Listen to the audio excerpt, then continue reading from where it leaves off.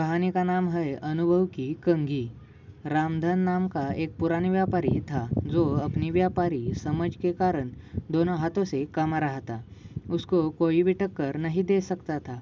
वो दूर दूर से अनाज लाकर उसे शहर में बेचता था। उसे बहुत सा लाभ होता था। वो अपनी इस कामयाबी से बहुत खुश था। इसलिए उसने सोचा व्यापार बढ़ाना चाहिए और उसने पड़ोसी राज्य में जाकर व्यापार करने की सोची। दूसरे राज्य जाने के रास्ते का मानचित्र देखा गया जिसमें साफ साफ था कि रास्ते में एक बहुत बड़ा मरुस्थल है। खबरों के अनुसार उस स्थान पर कई लुटेरे भी है, लेकिन बूढ़ा व्यापारी कई सपने देख चुका था।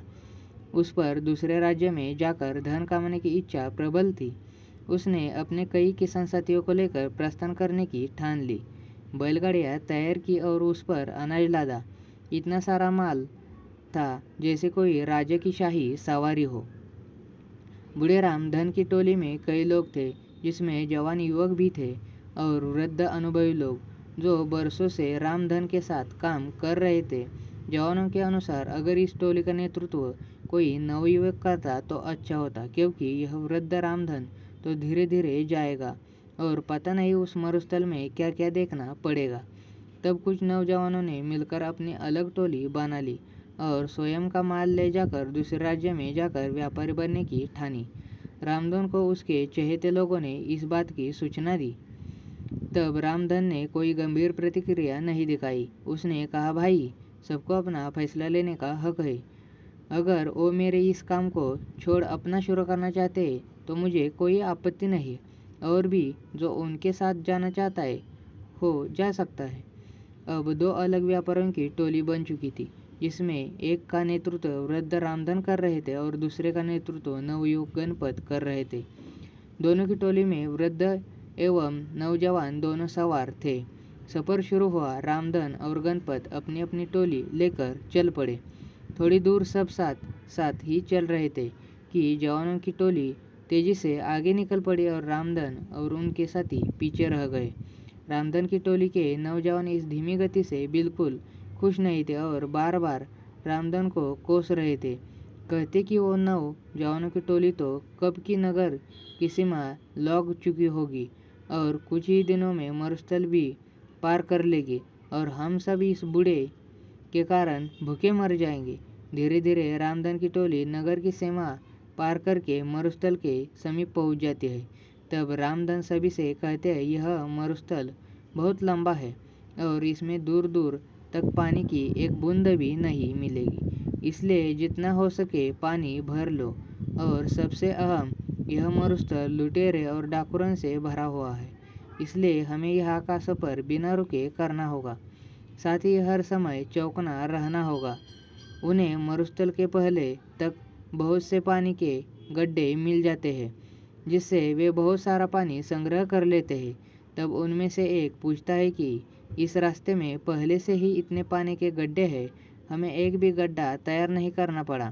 तब रामधन मूंछों पर ताव देकर बोलते हैं, इसलिए तो मैंने नौजवानों की उस टोली को आगे जाने दिया।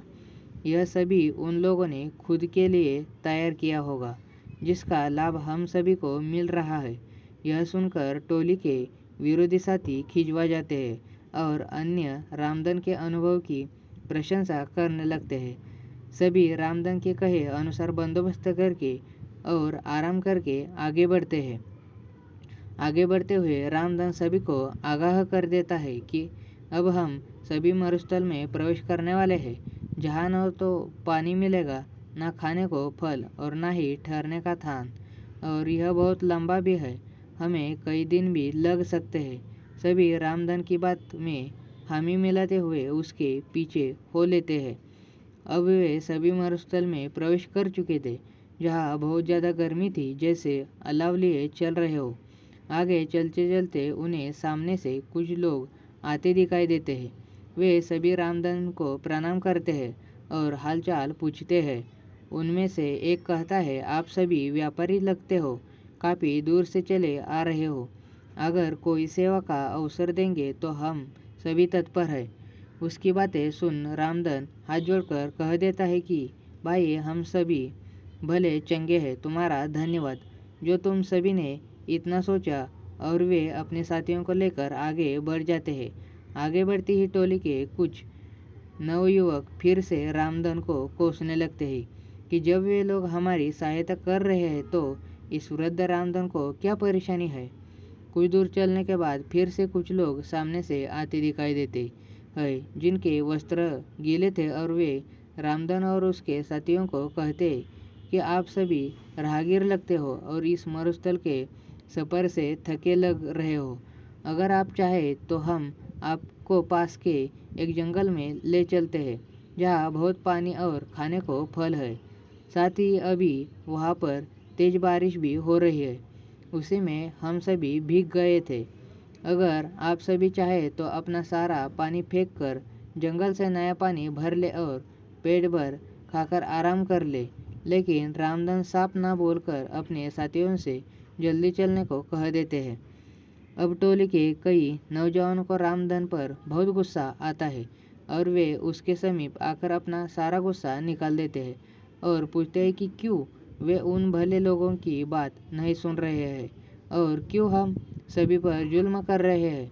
तब रामधन मुस्कुराते हुए कहते हैं कि वे सभी लुटेरे हैं और हमसे अपना पानी फिकवा कर हमें निस्सहाय करके लूट लेना चाहते हैं और हमें यही मरने छोड़ देना चाहते हैं।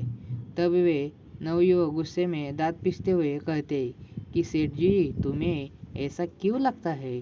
तब रामधन कहते कि तुम खुद देखो इस मरुस्थल में कितनी गर्मी है। क्या यहाँ आसपास कोई जंगल हो भी सकता है। यहाँ की भूमि इतनी सूखी है कि दूर दूर तक बारिश ना होने का संकेत देती है। यहाँ एक परिंदे का घोंसला तक नहीं तो फल फूल कैसे हो सकते हैं। और ज़रा निगाह उठाकर ऊपर देखो, दूर दूर तक कोई बारिश के बादल नहीं है। ना ही हवा में बारिश की ठंडक है, ना ही गीली मिट्टी की खुशबू। तो कैसे उन लोगों की बातों पर यकीन किया जा सकता है। मेरी बात मानो, कुछ भी हो जाए अपना पानी मत फेंकना और ना ही कभी रुकना। कुछ देर आगे चलने के बाद उन्हें रास्ते में कई नरकंकाल और टूटी फूटी बैलगाड़ी मिलती है। वे सभी कंकाल गणपत की टोली के लोगों के थे। उनमें से एक भी नहीं बचा था। उनकी देसी दशा देख सभी रोने लगते हैं क्योंकि वे सभी उन्हीं के साथ थे। तब रामधन कहते हैं कि जरूर इन लोगों ने तुम्हारे जैसे ही इन लुटेरों को अपना साथी समझा होगा और इसका परिणाम यह हुआ आज उन्हें अपने जीवन से हाथ धोना पड़ा। रामधन सभी को ढोढ़ास बंधाते हुए कहते हैं कि हम सभी को भी यहाँ से जल्दी निकलना होगा क्योंकि वे सभी लुटेरे अभी भी हमारे पीछे हैं। प्रार्थना करो कि हम सभी सलामत यहाँ से निकल जाए। शिक्षा कहते हैं अनुभव की कंघी जब काम आती है, जब सर पर कोई बाल नहीं बचता, अर्थात अनुभव उम्र बीतने और जीवन जीने के बाद ही मिलता है।